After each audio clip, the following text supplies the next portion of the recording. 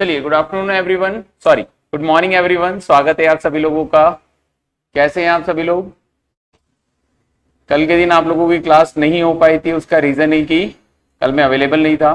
बाकी आज से आपकी क्लास रेगुलर रहेगी, जो कि कंटिन्यूअस चलेगी प्रॉपरली, है ना। जल्दी से जुड़ जाइए ताकि क्लास हम लोग स्टार्ट करें।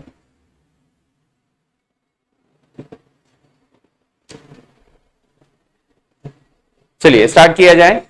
लास्ट टॉपिक हम लोगों ने डीआई स्टार्ट किया था, एक बार उसको पूरा रिफर्मिश फिर से करेंगे, है ना। ये जो बैच है ये दोनों ऑनलाइन प्लस रिकॉर्डेड क्लास दोनों चीजें अवेलेबल है। यूट्यूब पे भी अवेलेबल रहेगा, प्लस आपके एप्लीकेशन पे भी अवेलेबल रहेगा। मतलब अभी फिलहाल हम दोनों जगह एक साथ लाइव जाने वाले हैं, तो ये दोनों जगह के लिए लाइव हो चुके हैं, दोनों जगह के लिए, ठीक है। तो आप लोगों के साथ भी डिस्कस किया जाएगा। और यदि कोई आरआरबी पीओ की प्रिपरेशन कर रहा है, उसको फ्री ऑफ कॉस्ट बहुत सारी चीजें मिलने वाली है, क्योंकि अब से क्लास रेगुलर YouTube पे रहेगी फ्री ऑफ कॉस्ट, है ना। लेकिन देखा जाए तो ये आप लोगों के लिए प्रैक्टिस सेशन ज्यादा रहेगा क्लासरूम से, है ना। क्लासरूम का एक अलग मिलेगा आपको, और ये प्रैक्टिस सेशन ज्यादा रहेगा, जिसमें मैं कुछ इंपॉर्टेंट टॉपिक आपके कवर करने वाला हूं, जैसे डीआई सीरीज। उसके अलावा जिसमें मतलब मैक्सिमम आपका नंबर कवर होता है, सिंप्लीफिकेशन, है ना, जो एक बंच के फॉर्मेट में आता है। मतलब यदि हम डीआई की बात करें तो डीआई 15 नंबर आपका कवर कर ले जाएगा पूरा का पूरा। यदि हम सिंप्लीफिकेशन की बात करें तो आप क्लर्क दे रहे हो तो लगभग 10 नंबर, जिसमें अप्रोक्सीमेशन सिंप्लीफिकेशन दोनों ही दे देता है वो लगभग। और यदि हम पीओ की बात करें तो सिंप्लीफिकेशन आता है 5 क्वेश्चन, वो कवर करेगा। वहीं पर अगर जो हम लोग बात करें कौन सा वाला सीरीज, तो सीरीज के 5 क्वेश्चन आपके आएंगे ही आएंगे। तो हम ये तीनों चारों टॉपिक लगभग आपके पास 1.5 महीने का समय है, उसमें सारी चीजें कवर करेंगे। पर डे 2 डीआई लगभग कंप्लीट करेंगे। डीआई होता क्या है वो समझाऊंगा, डीआई सॉल्यूशन कैसे करते हैं वो बताऊंगा। सारी चीजें हम 1 बाय 1 कवर करते हुए चलेंगे, ठीक है। तो मेरी ओर से पहले एक बार गुड मॉर्निंग, ताकि हम लोग स्टार्ट करें क्लास। गुड मॉर्निंग, ठीक है। चलिए, तो ये आपका कुछ शेड्यूल होने वाला है, जिसके बारे में एक बार मैं आपको इंफॉर्मेशन दे दूं कि पहली क्लास जो सुबह 9 बजे रहती है, बैंकिंग अवेयरनेस की रहेगी, है ना, जिसमें पार्थोस सर आप बैंकिंग अवेयरनेस आपको रेगुलर लेंगे। और बेटा रिक्वायरमेंट भी है कि बैंकिंग अवेयरनेस आप पहले दिन से ही पढ़ो। यदि आप पहले दिन से नहीं पढ़ोगे तो पॉसिबल नहीं होगा, प्री निकल जाएगा, मेंस में गड़बड़ी होगी। तो बैंकिंग अवेयरनेस के लिए जैसे 1 घंटे क्लास होती है, 1 घंटे एक्स्ट्रा आप अपनी तरफ से निकाल लो। मतलब टोटल मिला के 2 आवर्स आपके लिए होना चाहिए, किसके लिए? बैंकिंग अवेयरनेस के लिए। उसके बाद आपका होता है इंग्लिश, तो इंग्लिश 1 आवर के लिए। और यदि आप पीओ की आरआरबी की तैयारी कर रहे हो तो आपको इंग्लिश फिर भी पढ़ना चाहिए, क्योंकि कहीं ना कहीं आपने दूसरे भी पीओ के एग्जाम और क्लर्क के एग्जाम होते हैं, उसके लिए आपको रिक्वायरमेंट रहती है। प्लस आरआरबी में भी मेंस में इंग्लिश आता ही है, आप देना चाहो तो इंग्लिश सेक्शन सेलेक्ट करके दे सकते हैं। उसके अलावा आपकी डीआई की क्लास रहेगी, तो इसमें 1 आवर तो आपकी क्लास रहेगी, और कम से कम 2 आवर्स आप एक्स्ट्रा पढ़े, 3 आवर्स पर डे मैथ्स को दे। और वही का वही रीजनिंग 1 आवर की क्लास रहेगी, प्लस 2 आवर्स आप एक्स्ट्रा दें।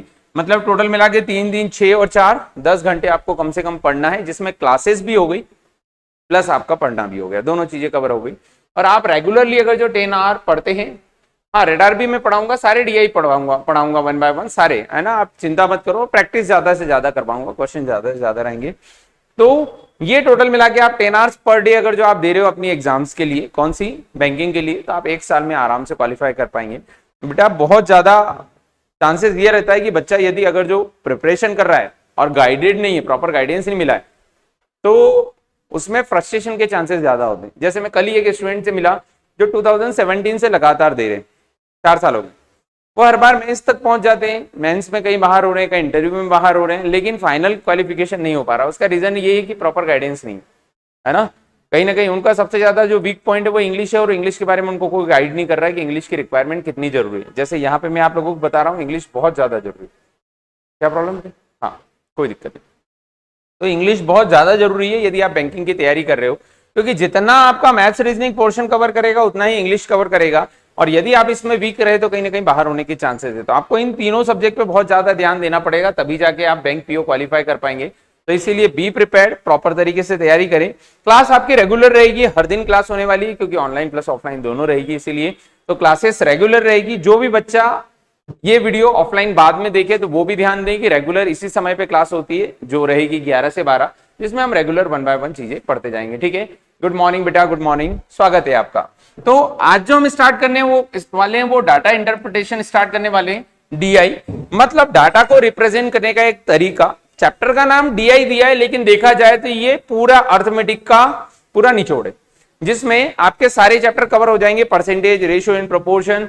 डीआई सब चैप्टर्स पे बन सकता है, मतलब हम चाहे प्रॉफिट एंड लॉस पे बना सकते हैं, हम चाहे तो अपना टाइम एंड वर्क पे बना सकते हैं, हम चाहे तो स्पीड, टाइम एंड डिस्टेंस पे बना सकते हैं, सब पे डीआई बन सकता है और हम पढ़ेंगे भी सही। लेकिन शुरुआत हम बिल्कुल बेसिक से करेंगे कि डीआई होता क्या है, किस तरीके से बनता है, कैसे सॉल्व करते हैं, सब चीजें समझाऊंगा, ठीक है। तो आज से हमारा बिल्कुल बेसिक मैथमेटिक्स का डीआई स्टार्ट हो रहा है, एक चैप्टर हम लोग स्टार्ट कर रहे हैं और कम से कम 20 दिन पढ़ेंगे। तो 20 दिन पढ़ेंगे मतलब 40 से 50 डीआई मैं आपके करवा चुका रहूंगा, और 50 डीआई अगर जो आपने रेगुलरली खुद से और कर लिए तो 100 डीआई में मतलब ये मान लो कि आप यदि पेपर देने बैठोगे तो कम से कम आप प्रॉपर तरीके से उसको बना पाओगे, ठीक है। तो आपको रेगुलर क्लास अटेंड करना है और रेगुलर प्रैक्टिस करना है। मैं एक क्लास में 2 से 3 डीआई करवा पाऊंगा, लेकिन आपको 2 घंटे एक्स्ट्रा पढ़ना है तो कम से कम आप 5 से 6 डीआई खुद से भी सॉल्व करें घर पे, ताकि आप लोगों की प्रैक्टिस बराबर चलती रहे, ठीक है। तो शुरुआत करते हैं सबसे पहले डाटा इंटरप्रिटेशन में।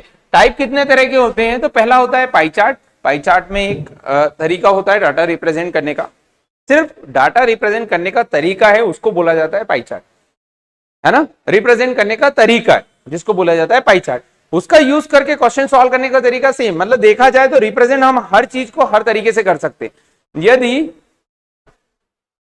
हाँ बिल्कुल 4 डीआई होमवर्क में भी, पर मुझे सिर्फ एक दिन का समय दो, 1 या 2 दिन। मैं आपको पर डे, चाहे कोई बच्चा यूट्यूब पे देख रहा हो, चाहे बच्चा कोई एप्लीकेशन पे देख रहा हो, या आप ऑफलाइन पढ़ रहे हो, 4 डीआई पर डे दूंगा, ये मेरी शॉर्टी, ठीक है। लेकिन मुझे एक दिन का टाइम तो 1-2 दिन, क्योंकि अभी मैं जस्ट मतलब प्रॉपरली वापस से कन्वे हुआ हूं, तो सारी चीजें मैं अरेंज करता हूं और उसके बाद आप तक पहुंचाऊंगा, है ना। विश्वास करो पहुंचेगा, गारंटी है, ठीक है। चलो, वारंटी वाला सिस्टम नहीं है। तो पहला तरीका जो रिप्रेजेंट करने का है वो क्या है? Pie chart. पाई चार्ट क्या होता है? आप लोगों ने देखा होगा, ऐसे सर्कल बना होता है जिसमें इस तरीके से कुछ कट करके सेक्शन बनाए जाते हैं।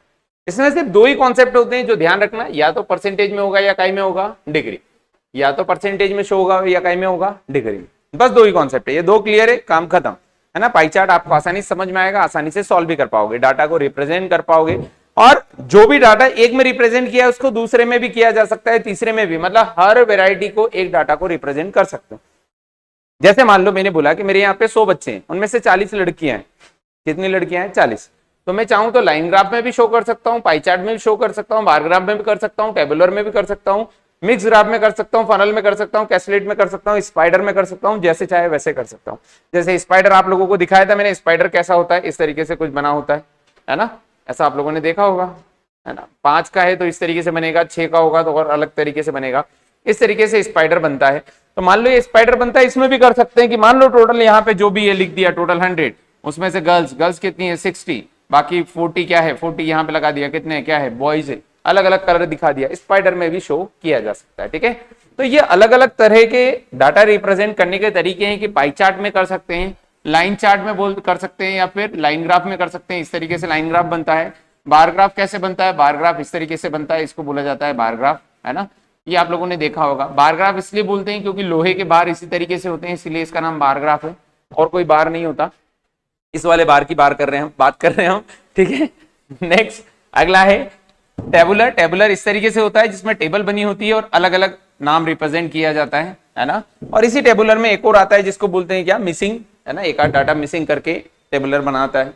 उसके अलावा फनल डीआई भी, जैसे मान लो मैं टाइप लेके आऊंगा तो इसका भी डायग्राम आपको दिखाऊंगा, इसको भी हम सॉल्व करके देखेंगे।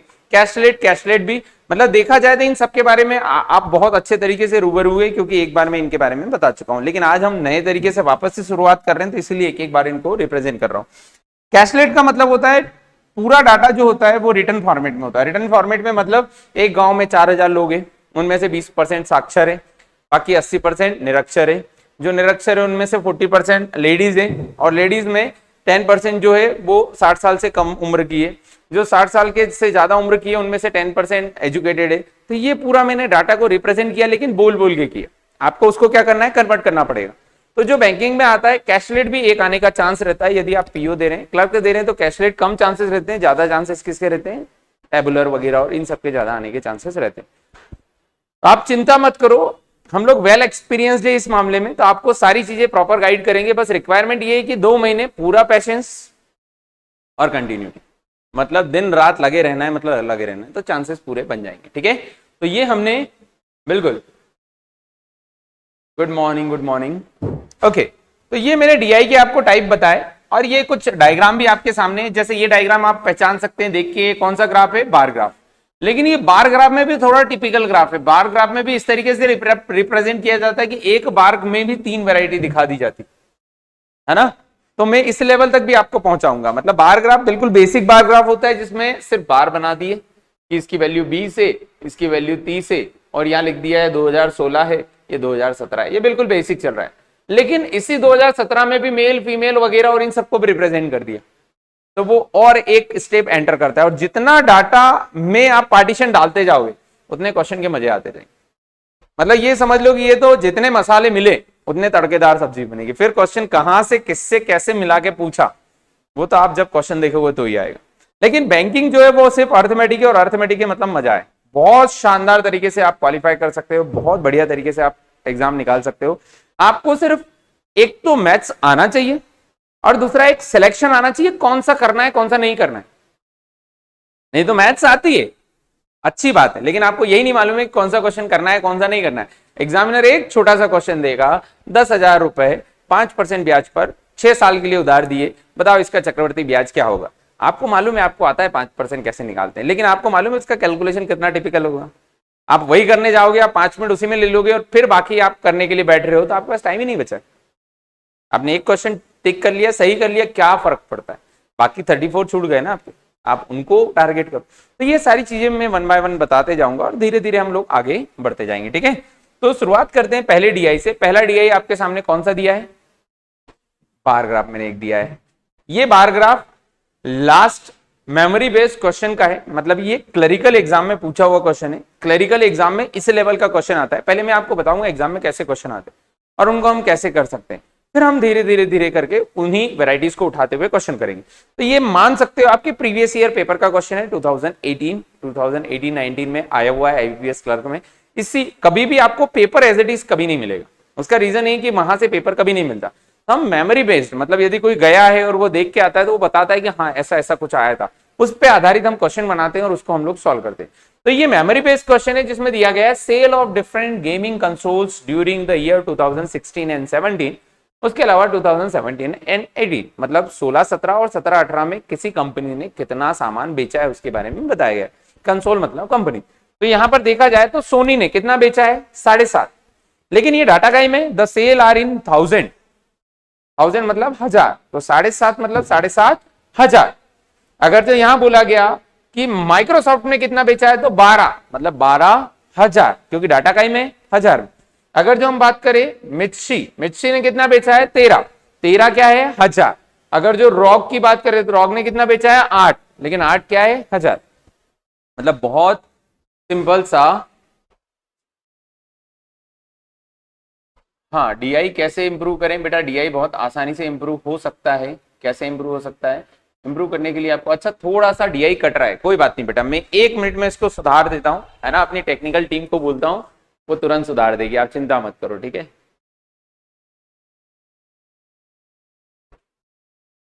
अब आपको पूरा डीआई दिख रहा होगा, दिख रहा है कंप्लीट डीआई। ओके चलो, भावनाओं को समझो, है ना।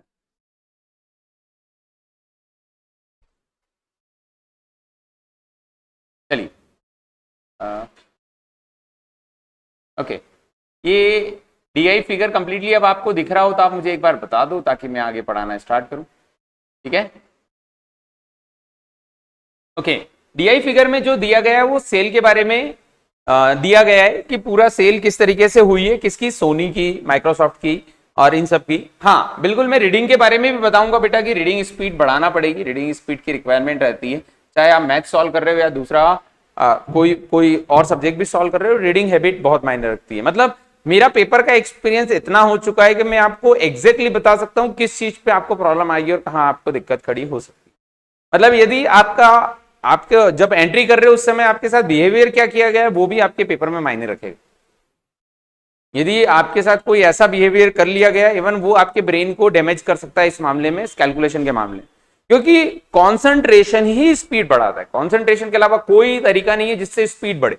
और आपके वहां एंट्री करते समय बिहेवियर भी आपके कंसंट्रेशन को भंग कर सकता है। जैसे मान लो आप एंट्री कर रहे हो और आपको किसी ने 2 वर्ड ऐसे बोल दिए जो आपको मतलब ऐसे लगे कि नहीं यार ये तो गलत बोला, वो चीज आपको बार बार खटकेगी, और उस 1 घंटे में तो स्पेशली खटकेगी क्योंकि अभी बीती है ना, कभी पेपर 2 दिन बाद होता था हम भूल जाते, लेकिन उस 1 घंटे में आपको बहुत चेंजेस लाएगी। बहुत सारी चीजें होती है, आप वहां पे एंट्री करते समय क्या लेके गए, गैजेट्स कुछ ऐसे लग गए ले गए जो आपको गड़बड़ी कर रहे थे, वो कॉन्सेंट्रेशन आपका भंग करेंगे, बहुत सारी चीजें। तो इसीलिए पेपर के समय क्या आपका मेंटेलिटी लेके जाना है, किस तरीके से आपको पहुंचना है, बिल्कुल सारी चीजें बताऊंगा। बिल्कुल सिंपल जाना है आपको, इवन लोअर टी शर्ट में जाओगे तो और बढ़िया है ना। उसका रीजन है कंफर्टेबल रहोगे, कोई लोड नहीं रहेगा, आराम से शांति रहेगी, कोई दिक्कत नहीं। और इवन मतलब जिस चीज में आप कंफर्टेबल हो वो सारी चीजें आप करके जाओ ताकि आप पेपर बहुत अच्छे से दे पाओ। पहला क्वेश्चन आपके सामने ये रहा, इसको सॉल्व करिए। क्वेश्चन दिया गया है, किसी कंपनी ने अपने पिछले वर्ष की तुलना में बिक्री में सबसे अधिक प्रतिशत वृद्धि दिखाई है, मतलब लास्ट ईयर की तुलना में अगले साल किसका परसेंटेज इंक्रीमेंट हाईएस्ट है। बहुत सिंपल सा क्वेश्चन है, आराम से बन जाएगा, कोशिश करिए। क्या आंसर होगा?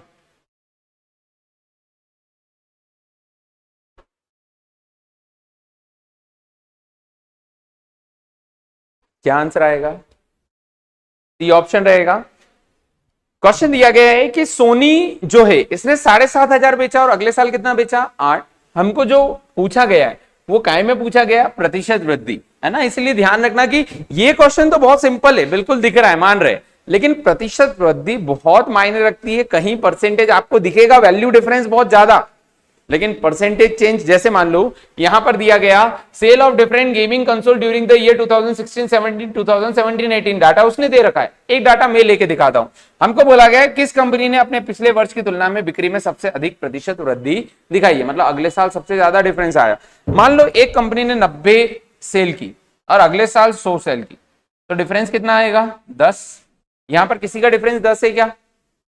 नहीं, नहीं है ना।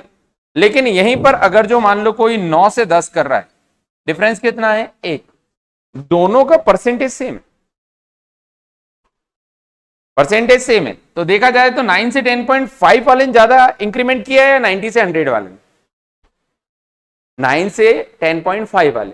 ये चीज समझना बहुत इंपॉर्टेंट है। यहां कितने की बढ़ रही है? 10। यहां कितना बढ़ रहा है? 1.5। ज्यादा किसका बढ़ा? अपने को लगता है 10 वाले का, क्योंकि भैया बहुत बड़ा है, 90 से 100 पे पहुंच गया, ये तो सिर्फ 1.5 बढ़ा है। लेकिन ये वर्ड बहुत मायने रखता है। काय में पूछा है? प्रतिशत। यही क्वेश्चन अगर जो पूछा होता है किसकी सेल ज्यादा वैल्यू में ज्यादा बढ़ी, तो वैल्यू में ज्यादा किसकी बढ़ी है? इसकी, क्योंकि इसकी वैल्यू 10 बढ़ी है, लेकिन परसेंटेज में इसकी किसकी बढ़ी? इसकी।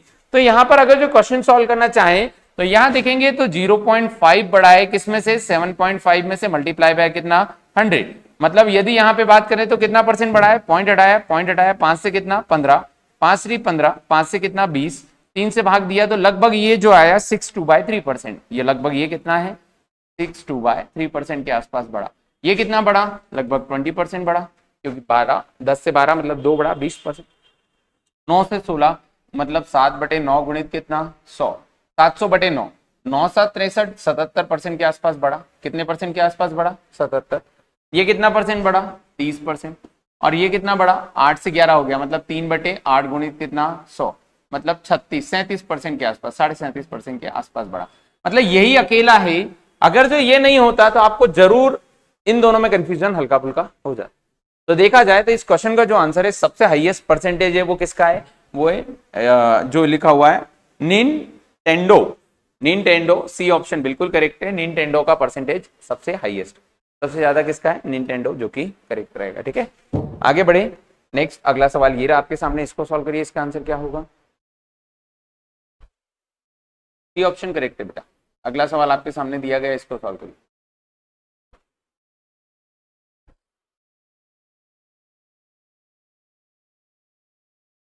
क्या आंसर होगा? डी ऑप्शन रहेगा।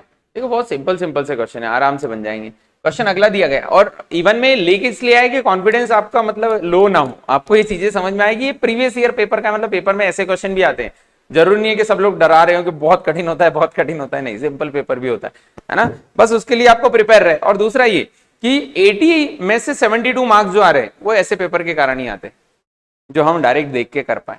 आप सोचते हो, आप डीआई लगाते हो पीओ का, और आप सोचते हो 72 कैसे लाएंगे, तो पीओ में नहीं लाना रहता है, काई में लाना रहता है, क्लर्क में रहता है, इतना है ना। तो क्वेश्चन भी इतना सिंपल होता है। देखो पढ़ो, किस कंपनी ने अपने पिछले वर्ष की तुलना में बिक्री में तीसरा सबसे अधिक प्रतिशत वृद्धि दिखाई? तो पिछली बार किसने दिखाई थी? सबसे हाईएस्ट किसने दिखाई थी? इसने, फिर इसने, फिर इसने, मतलब किसने, डी ने। आंसर कितना आ गया, डी। जिसने पिछला क्वेश्चन अच्छे से किया होगा उसका आंसर करेक्ट आएगा। और जो प्रॉपरली एक जगह नहीं लिखता है, ए वहां निकाला, बी वहां निकाला, सी यहां निकाला, डी वहां निकाला, तो अगली बार फिर निकालना पड़ेगा, क्योंकि पेपर का जैसे अगला क्वेश्चन पढ़ोगे तब तक पेज पलट चुके होंगे आप। यहां तो मैं लिख रहा हूं, सामने दिख रहा है, वहां तो क्या है, रफ पेज मिलता है, और रफ पेज में सूझी नहीं पड़ती, थोड़ी जगह मिल गई उसी में सॉल्व करके बैठ गए। तो ध्यान रखना कि कोई भी क्वेश्चन को करो तो एक जगह करना, ताकि आप उसको देख पाओ अगली बार के लिए, ठीक है। तो इस क्वेश्चन का जो आंसर आएगा वो क्या रहेगा, डी बिल्कुल करेक्ट रहेगा। अगला सवाल ये रहा आपके सामने, इसको सॉल्व करिए। कलर येलो ले लेता हूं, ठीक है।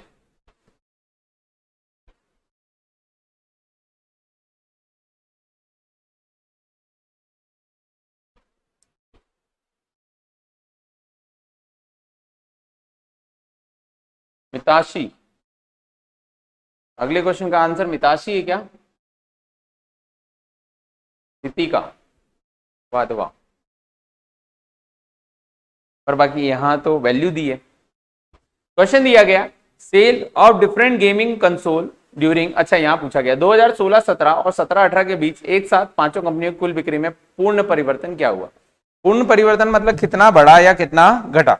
हम देखते हैं इसमें कितना बढ़ गया, 500, क्योंकि 0.5 बढ़ा। 0.5 कितना, 1000 का आधा कितना होता है, 500। यहाँ कितना बढ़ा, यहाँ पे 2000, क्योंकि 2 बढ़ा है। यहाँ पे कितना बढ़ा, 7000। यहाँ पर कितना बढ़ा, 3000, और यहाँ पे कितना बढ़ा, 3000। टोटल कितना हो गया, 3 3 6 और 7 13, 2 15 और 15 500 की ज्यादा हुआ, जोड़ने में गलती कर दी, फिर से जोड़ते हैं। 7 3 10 और 3 13, 14 15 और 15 500, मतलब 15,500 टोटल क्या हो गया, इंक्रीमेंट हो गया। एक बार फिर से जोड़ें, 3000 इसमें बढ़ा, 3000 उसमें बढ़ा, 6000, 6 और 7 13, 14 15 15 500। आंसर आ जाएगा सी ऑप्शन की, टोटल मिला के कितना बढ़ गया, 15 500। अब क्वेश्चन आपने पढ़ लिया होगा, लेकिन बहुत सारे लोगों को समझ में नहीं आया होगा करना क्या है ना। तो वो कब समझ में आएगा, जब आप प्रैक्टिस करोगे, बार बार इन क्वेश्चंस को पढ़ोगे। क्वेश्चन में क्या लिखा है, 2016 से 17 और 17 से 18 के बीच एक साथ पांचों कंपनियों की कुल बिक्री में पूर्ण परिवर्तन कितना हुआ। परिवर्तन हुआ, ये 500 बढ़ा, ये 2000 बढ़ा, ये 7000 बढ़ा, और ये कितना बढ़ा, 3000 बढ़ा, और ये 3000 बढ़ा। तो टोटल परिवर्तन जो हुआ वो 15,500 का हुआ, मतलब टोटल 15,500 क्या हो गया, बढ़ गया, है ना। यदि जोड़ने में थोड़ी गलती की तो 16,500 हो जाएगा या 14,500 हो जाएगा, जोड़ना करेक्ट। इसीलिए मैं एक बार फिर जोड़ देता हूं। सोचो 4 बार क्यों जोड़ा, उसका रीजन ये कि अगले एक नंबर के चक्कर में पिछला एक माइनस ना हो जाए। 7 और 2 9, 9 3 12, 3 15 और 15,500, ठीक है। अगला सवाल ये रहा, इसको सॉल्व करिए। इसका आंसर क्या होगा, करेक्ट 15,500 सही है। देखो तनुराज 14,500 दे दिया था ना आपने answer, very good. Be careful, है ना, आंसर करेक्ट आना चाहिए। अगला सवाल आपके सामने, 2016-17 से 17-18 तक सोनी और क्या लिखा है, 19डो की बिक्री में संयुक्त प्रतिशत वृद्धि कितनी है। इसमें सोनी और 19डो,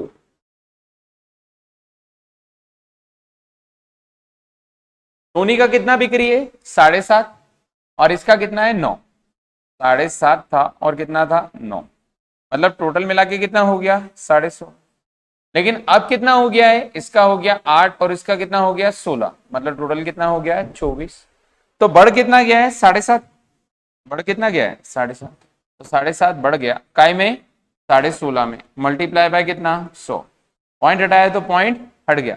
5 से 5 एक 5, 2 5 25, 15 5 75, 5 से 5 3 15, 1 बचा, 5 3 15, 3 से कितना 11, 3 से कितना 5, मतलब 500 बटे कितना 11, 11 चौक 44, 6 बचा 60, 11 पंजे 55, बचा कितना 5 50, मतलब वापस से 11 चौक 44, 45.54, अच्छा सॉरी 45 कितना आएगा, 54 करेक्ट आएगा। 45.54 या 45.45 करेक्ट, 54 नहीं दिया हुआ है, 45 भी दिया है, गड़बड़ हो जाएगा। मुझे लगा एक ही ऑप्शन दिया हुआ था। आप समझ सकते हो कितना क्लोज लड़ाई। 45.45 डी ऑप्शन करेक्ट रहेगा। कौन सा ऑप्शन आएगा, डी ऑप्शन, जो कि 45.45 करेक्ट रहेगा। 45.45 करेक्ट आंसर आएगा। देखो मैंने गलती क्यों कर दी, मुझे लगा कि अच्छा ये 54.54 लिखा है, तो तो फिर तो कोई चांस ही नहीं बनता, एक ही ऑप्शन है 45.45। मुझे लगा 45.54 लिखा हुआ, वो गड़बड़ हो जाएगी। अगर जो वो दिया हुआ है तो वो भी आंसर नहीं होगा, आंसर कितना होगा 45.45। डी ऑप्शन करेक्ट है। अगला सवाल ये रहा आपके सामने, इसको सॉल्व करिए, इसका आंसर क्या होगा। एक बार क्लास शेयर कर दीजिए ताकि बाकी लोगों तक भी क्लास पहुंच पाए। डीआई इंप्रूव कैसे कर सकते हैं बेटा, डीआई इंप्रूव करने का सबसे बेस्ट तरीका क्या है, सबसे बेस्ट तरीका है कि प्रैक्टिस ज्यादा से ज्यादा करो और एक वैरायटी की, सिंगल वैरायटी की पहले प्रैक्टिस करो। ऐसा नहीं कि आप मिक्स डीआई पहले ये टाइप किया फिर दूसरा टाइप किया फिर तीसरा टाइप किया, ऐसे नहीं। पहले आपने मान लो आज अपन कौन सा बार ग्राफ कर रहे हैं, तो आप घर पे बार ग्राफ बैठ के 15 क्वेश्चन करो पहले। जब बार ग्राफ के 15 क्वेश्चन कर लोगे तो उसमें क्या है, अपनी पकड़ बन जाएगी कि दो यदि बार ग्राफ दिए तो रिलेशन कैसे रहता है, क्या डायरेक्ट परसेंटेज में रिलेशन हो सकता है कि नहीं हो सकता है, बार ग्राफ को जल्दी कैसे सॉल्व कर सकते हैं। तो वो जैसे जैसे प्रैक्टिस करते जाओगे पकड़ बनती जाएगी। लेकिन अगर जो आपने एक बार किया फिर पाई कर रहे तो वो दोनों में कोई रिलेशन बना नहीं पाओगे, जल्दी टाइम लगेगा। ठीक है, अगला सवाल, माइक्रोसॉफ्ट और रॉग ने के लिए 2016 से 2018 तक की कुल बिक्री में कितना अंतर है। 2016 से 2018 की कुल बिक्री में कितना अंतर है। 2016 किसकी, माइक्रोसॉफ्ट और रॉग। माइक्रोसॉफ्ट ने 2016 में कितनी की 10 और इसने कितनी की 8 और फिर बाद में कितनी की 12 और कितनी 11, मतलब 18 पहले हुई थी और इधर 12 और 11 कितना हो गया 29। तो अंतर कितने का आ गया, कितना, अच्छा 12 और 11 कितना होगा 23, सॉरी 23,000 और इधर कितना 18,000, दोनों में अंतर कितने का है 5,000। क्वेश्चन कुछ और पूछना चाह रहा है क्या, ठीक है पहले इंग्लिश में पढ़ लेते हैं एक बार और। क्वेश्चन दिया गया है, what is the difference between the total sale from 2016 to 18 from Microsoft and ROG. तो 11 और 8, what is the difference between the total sale from 2016 to 18 for Microsoft and ROG। 2016 में माइक्रोसॉफ्ट की कितनी है 10 और इसकी कितनी है 8, टोटल सेल कितनी हो गई 18,000 और इसकी सेल कितनी हो गई 12 और कितनी है 11, 12 और 11 कितना हो जाएगा 23,000, दोनों का अंतर कितना आ रहा है 5,000। क्वेश्चन कुछ और तो नहीं दे रखा है 5,000, शायद ऑप्शन चेंज करना भूल गए होंगे, आंसर कितना आएगा 5,000, ऑप्शन सी, कितना आंसर आएगा 5,000।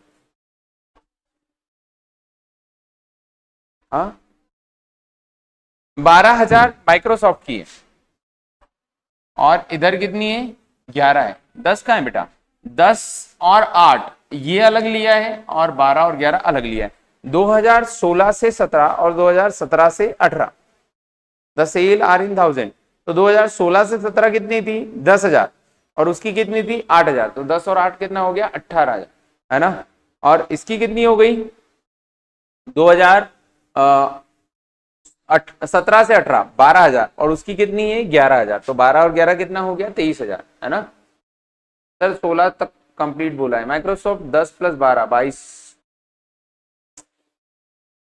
ऐसे डिफरेंस बोला है क्या, 10 और 12 22,000 और इसकी कितनी हो जाएगी 8 और 11 कितना हो गया 19,000, दोनों का अंतर कितना आ जाएगा 3,000, बिल्कुल इसका आंसर 3,000।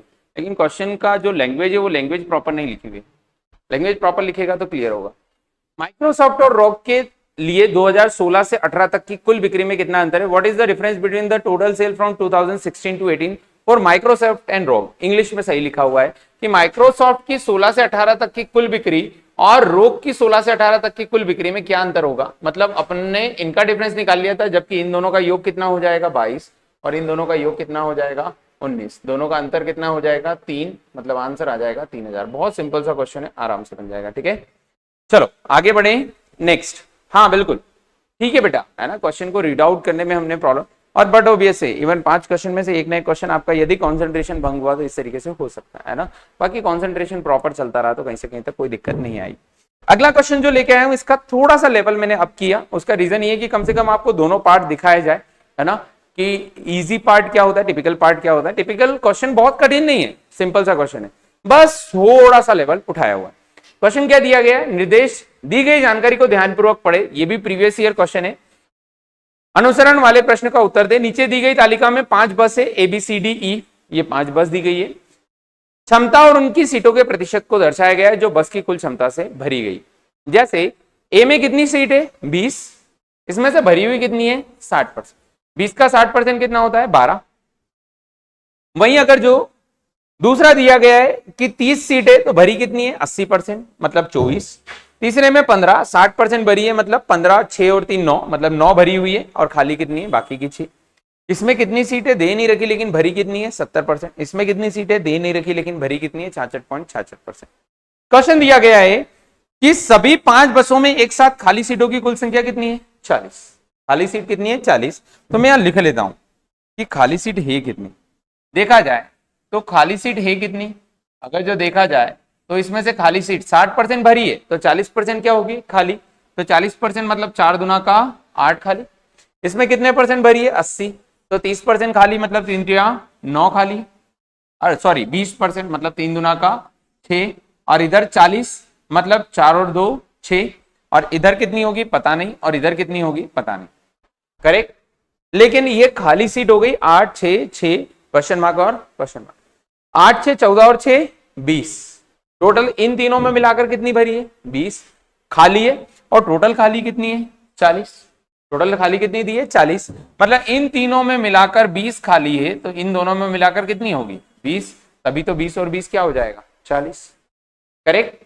तो यहां से हमने निकाल लिया कि टोटल सीट 40 खाली है, उनमें से 20 खाली इन तीनों में कहां से खाली आई, 60% भरी है तो 40% खाली, 80% भरी है तो 20% खाली, 60% भरी है तो 40% खाली, इससे निकाल लिया, ये 20 आ गया। आगे क्वेश्चन देखते हैं। अगला क्वेश्चन क्या दिया है, अगला क्वेश्चन हमारे सामने एक और लिखा हुआ है। क्या लिखा हुआ है पॉइंट, बस डी और ई में एक साथ सीटों की कुल संख्या 65 है। इन दोनों में मिलाकर कितनी है 65, दोनों में मिलाकर कितनी है 65। अब हमको नहीं मालूम किस में कितनी है, लेकिन दोनों में मिला के कितनी है 65। अब देखो ये टोटल मिला के 65 मैंने इधर साइड से लिख लिया ताकि मैं इसको अंदर डाटा को बाद में पहुंचाऊं। डी में 70% क्या है भरी, और ई में 66 से ही 66%। 66 से ही 66 मतलब 2/3, जो भी रहेगा उसका 2/3। 33 से 1/3 1/3 होता है, और 66 कितना होता है 2/3। तो ऐसी वैल्यू मानू जिसमें 3 का भाग जाए, और 70% निकालना तो ऐसी वैल्यू मानू जिसमें 10 का भाग जाए। तो मैंने क्या किया, मैंने मान लिया कि भाई साहब हमको तो और कुछ नहीं मानना, हमको मान लिया कि इसके अंदर 10 है ना। कलर और दूसरा ले लूं ताकि आपको और अच्छे से दिखे। ये कितनी है 10 है, और इसको मान लिया मैंने कि ये है 3B। ये 10 है और ये कितना है 3B। ये टोटल सीट है इसमें। तो 10A किस में है डी में, ए की जगह कुछ और नाम दे देते हैं 10x, और ये क्या है 3y। तो 10x प्लस 3y बराबर कितनी है 65, क्योंकि दोनों की सारी सीट मिला के कितनी 65। अब ये मैंने यही क्यों माना, क्योंकि इसका 70% निकालना बेटा आसान है, और इसका 66 से ही 2/3% निकालना बहुत आसान है। तो मैंने मान लिया कि 10x और 3y दोनों की मिला के सीट है, जो कि टोटल कितने के बराबर है 65। अब इसमें से खाली सीट कितनी है, क्योंकि खाली दोनों में मिला के कितनी है 20। 70% भरी है तो 30% क्या है खाली, और 10x का 3% कितना होता है 3x। 30% कितना होता है 10x का 30% कितना होता है 3x। 30% कितना होता है 3x, और इसका 66 से ही 2/3%, मतलब 2/3, 2/3 कितना हो जाएगा 2y। कितना हो जाएगा 2y। तो 66 से ही 2/3% 2y, तो इसमें भरा हुआ है, मतलब खाली कितना है 1y। 66 से ही 2/3% भरा है, मतलब 2/3 भरा है, 3 में से 2 भरा है, तो एक क्या है खाली, तो 1y क्या है खाली। और दोनों खाली मिलाकर कितने के बराबर है 20 के बराबर। मतलब यहाँ पे अगली लाइन लिखना चाहूं तो 3x प्लस y बराबर कितना है 20। दो इक्वेशन आ गई, दोनों को सॉल्व कर लेते हैं। दोनों में मैं किसको इक्वल कर लूं, y को इक्वल कर लूं। y को इक्वल करने के लिए काय का गुणा करना पड़ेगा 3 का, तो यहाँ पे मैंने 3 का गुणा किया, मतलब ये हो गया 10x प्लस 3y बराबर कितना 65, और यहाँ पे हो गया 9x प्लस 3y बराबर कितना 60। जब घटाया तो ये कट गया, x बराबर कितना आ गया 5, और जैसे ही x बराबर 5 आया कि सब जितने भी काम थे सब खत्म। ये कितना हो गया 50, ये कितना हो गया 60 में से 50 घटा दो कितना बचा 15। ये कितना हो जाएगा 15, क्योंकि दोनों को मिला के कितनी है 65। नहीं आया समझ में, दोनों को मिला के कितनी है 65। ये x बराबर कितना 5, तो 5 धाम 50, और अगर जो ये 50 है बाकी बच गया वो कितना है 15, तो ये 50 और ये 15 65 हो गया। अब सब चीजें निकल जाएगी, ये 5 3 15, ये 15 है तो ये 5 है, क्योंकि दोनों मिलाकर कितनी है 20 है सब। अब क्वेश्चन सॉल्व करना चालू। पहला सवाल, ये हमको मालूम है ये कितना है 50, ये हमको मालूम है ये कितना है 15, करेक्ट।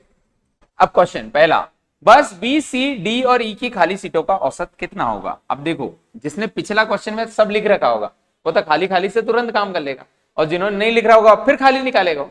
तो बी सी डी और ई, बी सी डी और ई, बी सी, बी में कितना है 6, सी में कितना है 6, डी में कितना है, डी में है 5 3 15, डी में कितना है 15, और ई में कितना है, ई में 5। तो देखा जाए तो सबका औसत निकालना है, मतलब ये डी और ई तो 20 मुझे मालूम है, बस बी और सी चाहिए, तो 6 और 6 12। तो देखा जाए तो बी में है 6, सी में है 6, और डी प्लस ई दोनों में मिलाकर कितना है 20, करेक्ट। और औसत निकालना है, भाग कैसे दूंगा 4 से, 20 6 26 और 6 32, 32 बटे 4, 4 8 32। कहीं ऑप्शन में दिया है 8, बिल्कुल दे रखा होगा, दे रखा है, बी ऑप्शन करेक्ट है, 8 आंसर करेक्ट रहेगा। तो एक क्वेश्चन मैंने आपको करके दिखा दिया, लेकिन कैसे आया ये समझ में आया, बहुत बढ़िया सवाल है, और इतना समय एग्जाम में नहीं लगेगा, क्योंकि मैं तो आपको समझा रहा हूं, आप एग्जाम में किसी को समझाने थोड़ी नहीं जा रहे हैं, आपको तो खुद को सॉल्व करना है ना। तो और भी इसके शॉर्टकट हो सकते हैं, कौन से वाले के, इसके शॉर्टकट हम डायरेक्टली भी कर सकते हैं, कोई दिक्कत नहीं है, लेकिन ये तरीका मुझे सही लगा इसलिए मैंने आपको इससे रिप्रेजेंट किया। दूसरे भी तरीके से हम लोग कर सकते हैं, बस बी सी डी और ई के औसत में क्या होगा, तो औसत निकाला हमने, जोड़ के भाग दिया। यहां पे मैं एक चीज बहुत इंपॉर्टेंट आपको बता रहा हूं, वो ये है कि कभी कभी हम डीआई करते हैं और हमको नहीं समझ में आता है। जैसे यही क्वेश्चन, ये मुझे निकालना नहीं आ रहा, मान लो मुझे निकालना नहीं आ रहा कि ये कैसे निकाला, ये मुझे नहीं समझ में आ रहा, पर ये तो आ गया था ना कि ये 8 ये 6 और ये 6, ये 20 निकाल लिया था, तो ये 20 होगा, ये निकाल लिया। मतलब एक क्वेश्चन तो बिना उस डाटा के भी हो रहा है। तो डीआई में जनरली 3 क्वेश्चन ऐसे होते हैं जिनमें सारे डाटा की जरूरत, 5 में से 3 क्वेश्चन हमेशा ऐसे होते हैं जो बिना डाटा के होते हैं, कम डाटा के होते हैं। तो ये समझ लो कि डीआई के 15 क्वेश्चन में से 8 क्वेश्चन ऐसे हैं जो आपको फटाफट बनेंगे, और हमको वही 8 करना है, बाकी 15 के पीछे भागना नहीं। ये मूल मंत्र है। हाँ, मैं छोड़ने का नहीं बोल रहा, पर जो नहीं आता है कम से कम उसमें टाइम बर्बाद मत करो। हाँ, आ रहा है तो फिर तो 15 करना ही है।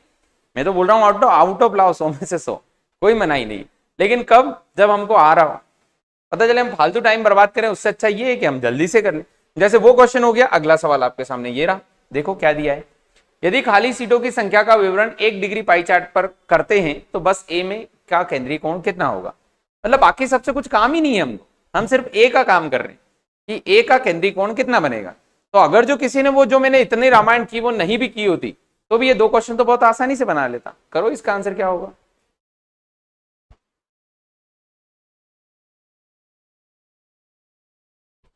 गुड मॉर्निंग बेटा शशिकांत कुमार, गुड मॉर्निंग, स्वागत है आप। जब जागो तब सवेरा, कितना आएगा 72।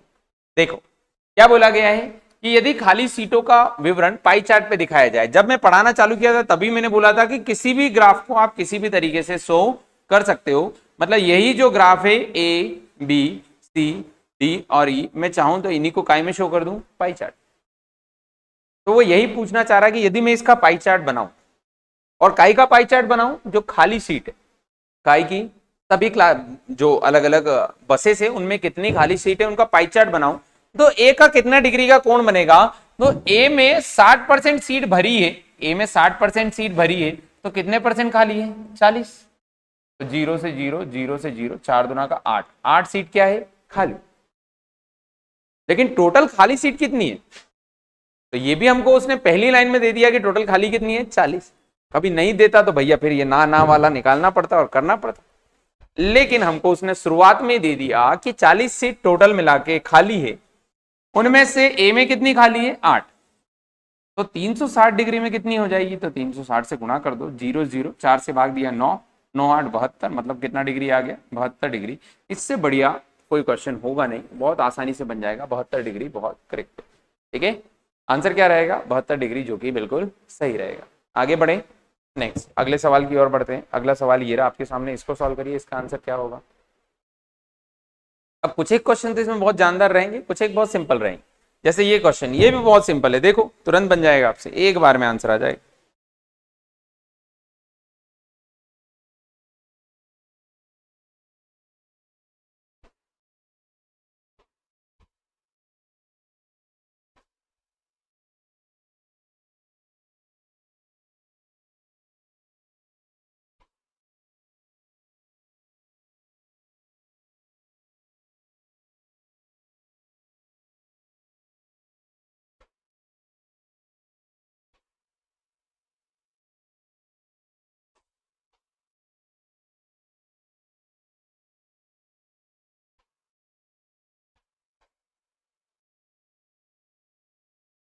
ओके, क्वेश्चन दिया गया है बस बी की भरी सीटों की संख्या और बस ए की खाली सीटों की संख्या का अनुपात कितना होगा। बस बी की भरी सीटें कितनी होगी, 30 का कितना परसेंट, 80%, और बस ए की खाली सीटें कितना होगी, 20 का 20%, 20 बटे कितना 100, 0 0 0 0, ये कितना हो जाएगा 4, ये कितना हो जाएगा 24।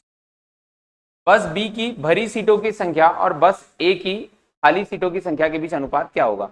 ए की खाली सीट मतलब 40% खाली है, सॉरी मैंने 80% ले लिया, नहीं करेक्ट तो लिया, 30 का बस बी की भरी सीट कितनी होगी 80%, 80 बटे कितना 100, और बस ए की खाली सीट मतलब 20 गुणे 40 बटे 100 आएगा, गड़बड़ कर दी थी, डबल जीरो 8, 4 दुना का 8, यहाँ डबल जीरो से डबल जीरो, ये कितना हो जाएगा 24, 3 रेशो कितना हो जाएगा 1, करेक्ट आंसर कितना आएगा 3:1, ए ऑप्शन बिल्कुल सही रहेगा। कितना आंसर आएगा 3:1, 3:1 बिल्कुल सही उत्तर है। ठीक है, आगे बढ़े, अगला सवाल ये रहा आपके सामने, इसको सॉल्व करिए। ये क्वेश्चन रहेगा जो वही बच्चा करेगा जिसने पूरा डाटा सॉल्व कर रखा। क्वेश्चन दिया गया, यदि बस ई में 20% सीट पर 60 वर्ष से अधिक आयु के लोग बैठे, 40% सीट पर महिलाएं बैठी है, 50% सीट पर 60 वर्ष से कम आयु के पुरुष बैठे हैं, उन सीटों की संख्या कितनी है जिन पर 60 वर्ष से अधिक आयु की महिलाएं बैठी। मतलब ये एक क्वेश्चन आपके पूरा जो आपने टाइम बचाया है ना, ये तीसरी खंडा है, अंतिम अध्याय यहीं पे क्या हो जाएगा समाप्त। क्योंकि अगर जो आपने इसको टाइम दिया तो ये वही टाइम दे पाएगा जो सच में पहले से मेंटली प्रिपेयर हो कि मैं हर तरह के क्वेश्चन कर पाऊं। यदि आप प्रिपेयर नहीं हो तो ये बाकी का टाइम पूरा खा जाएगा जो अगले 10 क्वेश्चन आप कर सकते हो। क्वेश्चन में ये दिया गया किसके बारे में बात कर रहा है, ई, तो ई का कुछ डाटा मुझे याद है, वो मैं लिख लेता हूं कि ई का डाटा टोटल मिला के कितनी सीट थी 15, कितनी खाली थी वो लिख लेता हूं, क्योंकि सिर्फ ई की बात हो रही है, कितनी खाली थी 5, बाकी 10 क्या थी भरी, है ना। ये डाटा मैं निकाला था पहले क्वेश्चन में, इसलिए मुझे याद है। अब पढ़ना चालू करते हैं। क्वेश्चन में दिया गया कि टोटल मिलाकर यदि बस ई में 20% सीट पर 60 वर्ष से अधिक आयु के लोग बैठे मतलब भरी, तो पहले तो मैं लिख लेता हूं भरी सीट कितनी है, तो भरी सीट है टोटल मिला के कितनी 10, क्योंकि 5 खाली है, 10 क्या है भरी। 20% सीट पर 60 वर्ष से अधिक लोग बैठे हैं, 60 वर्ष से अधिक कितने लोग बैठे हैं 20%, मतलब कितने लोग बैठे हैं 2, क्योंकि 10 का 20% कितना होता है 2 लोग क्या बैठे हैं 60 वर्ष से ज्यादा, महिला होंगे एक पुरुष, कोई भी हो सकते हैं क्योंकि लोग है, लोग मतलब महिला भी हो सकती है पुरुष भी। आगे देखते हैं, 40% सीट पर महिलाएं बैठी है, मतलब महिलाएं कितनी बैठी है, महिलाएं कितनी बैठी है 4, और यदि महिला 4 बैठी मतलब पुरुष कितने बैठे हैं 6, क्योंकि जो महिला नहीं होगी वो क्या होगी पुरुष, तीसरे जेंडर की हम बात ही नहीं करेंगे। महिला कितनी है 4, पुरुष कितने हैं 6। 60 वर्ष से अधिक के लोग कितने हैं 2, तो 60 वर्ष से कम वाले भी यही पता चल जाएंगे, 60 वर्ष से कम कितने हैं 8, तभी तो 8 और 2 10, और ये 6 और 4 10। 50% सीट पर 60 वर्ष से कम आयु के पुरुष बैठे, 50% सीट पर 60 वर्ष से कम आयु के पुरुष बैठे, 60 वर्ष से कम आयु के पुरुष, इसमें से पुरुष जो कि कितने वर्ष से कम है 60 वर्ष से कम, वो कितने परसेंट है 50%, मतलब कितने हैं 5। मुझे मालूम है कि 60 वर्ष से कम कितने हैं 8, उनमें से पुरुष कितने हैं मतलब 3 क्या है मतलब यहां से एक बात क्लेरिफाई होती है कि टोटल मिला के 5 जो है वो 60 वर्ष से कम के पुरुष है और 60 वर्ष से कम जो है वो 8 है। तो इन दोनों से कंक्लूजन निकला कि महिला कौन जो 60 वर्ष से क्या है कम, वो कितनी है, वो है 3। टोटल महिलाएं कितनी है, उनमें से 3 कौन है कम, तो बाकी 1 कौन है अबव 60 ईयर। मतलब अगर जो यहां से कंक्लूजन निकालूं तो 4 - 3 जो 1 बची वो महिला है। कौन महिला, 60 + 2, कौन सी 60 + 60 प्लस कौन है 1। क्वेश्चन में क्या पूछा गया, उन सीटों की संख्या कितनी है जिन पर 60 वर्ष से अधिक आयु की महिला बैठी, एकमात्र। कौन है एकमात्र, वो डी ऑप्शन। अब सोचो, आपको लगता है कि इतनी रामायण कर पाएंगे, सिर्फ एक क्वेश्चन के लिए ही होती है, सिर्फ एक क्वेश्चन की इतनी जदोन्नत होती है, और ज्यादा की हो रही मतलब समझ लो आप पीओ का पेपर दे रहे हो या मेंस का दे रहे हो, उसमें बिल्कुल ऐसे क्वेश्चन 3-4 रहे, एक आध जरूर सिंपल रहेगा, एक आध टफ रहेंगे। बाकी अगर जो मान लो हम बेसिक या प्रीलिम्स की बात करें तो प्रीलिम्स में ऐसे 5 में से 1 या 2, बाकी ये 3 क्वेश्चन आपके लिए सिंपल रहे। तो कितना बढ़िया क्वेश्चन है, आसानी से बन जाएगा। कब, जब समझ में आ जाएगा। तो टोटल भरी हुई कितनी है 10, इसमें से 60 वर्ष से अधिक की लोग कितने हैं 2, तो 60 वर्ष से कम कितने हैं 8, महिलाएं कितनी है 4, पुरुष कितने हैं 6, पुरुष जो 60 वर्ष से कम है वो कितने हैं 5, तो टोटल 3 जो है वो 60 वर्ष से कम क्या होगी महिलाएं। टोटल महिलाएं कितनी है 4, 4 में से 3 कौन है 60 वर्ष से कम, तो जो 1 बच गई वो 60 वर्ष से क्या है अधिक। आंसर आ गया खत्म। अच्छा क्वेश्चन है, आंसर क्या रहेगा, एक बच्ची दे रही कांट डिटरमाइन, ई ऑप्शन, निर्धारित नहीं किया जा सकता, कर सकते हैं। आंसर कितना रहेगा 1, है ना, इतना जल्दी हम निर्धारित ऐसा नहीं करेंगे, है ना। आंसर क्या रहेगा, इसका आंसर रहेगा D option 1 is right answer, correct answer है। ठीक है, अगला सवाल आपके सामने ये रहा, इसको सॉल्व करिए। इसका आंसर क्या होगा, बस सी में खाली सीटों की संख्या और बस डी में भरी सीटों की संख्या के बीच का अंतर कितना होगा। देखो भाई फिर सिंपल सा क्वेश्चन, बस एक क्वेश्चन है जो बढ़िया है, और ये प्रीवियस ईयर क्वेश्चन उठाए मैंने, मतलब समझ रहे हो आप, प्रीवियस ईयर के क्वेश्चन हम सॉल्व कर रहे हैं। बस सी में खाली सीटों की संख्या और बस डी में भरी सीटों की संख्या के बीच का अंतर क्या होगा। बस सी में खाली सीट तो 40% खाली है, यहाँ पे खाली 40%, यदि 60% भरी है तो 40% क्या होगी खाली, और 40% कितना होता है, तो 40% हो जाएगा इसका 4 और 2 6, मतलब 6 यहाँ पे क्या है खाली। और बस डी में भरी सीटों की संख्या, तो भरी की हुई कितनी होगी, तो 50 सीट है जिसमें से खाली कितनी थी 15, तो भरी हुई कितनी होगी 35, हाँ या ना। तो अनुपात क्या हो जाएगा, तो बस डी में भरी मतलब 35 और बस अनुपात नहीं अंतर चाहिए, और यहाँ भरी कितनी है 6, तो दोनों का अंतर कितना हो गया 29 दिया है क्या, नहीं दिया, ई ऑप्शन बिल्कुल करेक्ट रहेगा, इनमें से कोई नहीं।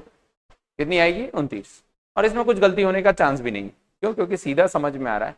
50 सीट है 15 खाली है तो 35 भरी है, और इधर 15 सीट है उसमें 6 खाली है, तो भरी और खाली का अंतर 35 - 6 कितना आएगा 29, जो कि बिल्कुल करेक्ट रहेगा। ठीक है, गुड मॉर्निंग। हाँ बिल्कुल, ऑफलाइन और ऑनलाइन अब रेगुलर क्लास आपकी रहेगी, का टाइमिंग रहेगा क्या, यही 11 से 12, जिसमें मैं रेगुलर कोशिश करूंगा 3 DI करवाऊं, पर 2 तो कम से कम हम लोग कर लेंगे, और ये रेगुलर चलेगा आपका। यदि आपका कोई भी डाउट रहता है आप किसी भी टाइम जब आप फ्री रहो आप मुझसे पूछ सकते हो, है ना। और 1 से 2 दिन के अंदर मैं आपको रेगुलर होमवर्क के लिए 4 DI दिया करूंगा, 3-4 जितने भी मुझसे हो पाए मैं रेगुलर आपको PDF फॉर्म में, या तो मैं अपने ग्रुप पे या फिर अपने इस पे डाल दिया करूंगा, अपने किस पे, टेलीग्राम पे। हाँ टेलीग्राम बेस्ट है, टेलीग्राम सभी लोग ज्वाइन करिए, टेलीग्राम पे डाल दूंगा, वहां से डाउनलोड करो सॉल्व करो। ठीक है, चलो आज के लिए इतना ही, मिलते हैं अगली क्लास में, है ना। ओके, कुछ एक चीजें जो है वो आपको बताने के लिए वो जरूर बता दूं मैं आपको, ये बैंकिंग अवेयरनेस की क्लास जो बता चुका हूँ, पहली क्लास रहेगी आपकी कितने बजे, 9 बजे, फिर उसके बाद 10 बजे जो रहेगी वो इंग्लिश की रहेगी, 11 बजे जो रहेगी मैथ्स की रहेगी, और 12 बजे जो रहेगी वो रीजनिंग की रहेगी। लगातार पढ़ लो, बेनिफिट क्या रहेगा, एग्जाम क्वालिफाई करने में क्या रहेगी आसानी। आप लोग तो लगातार पढ़ ही रहे हैं, बाकी यूट्यूब पे जो लोग पढ़ रहे हैं उनके लिए जरूरी है ना। चलिए आज के लिए इतना ही, मिलते हैं अगली क्लास में, तब तक खुद का ध्यान रखें और बढ़िया तरीके से तैयारी करें। जय हिंद।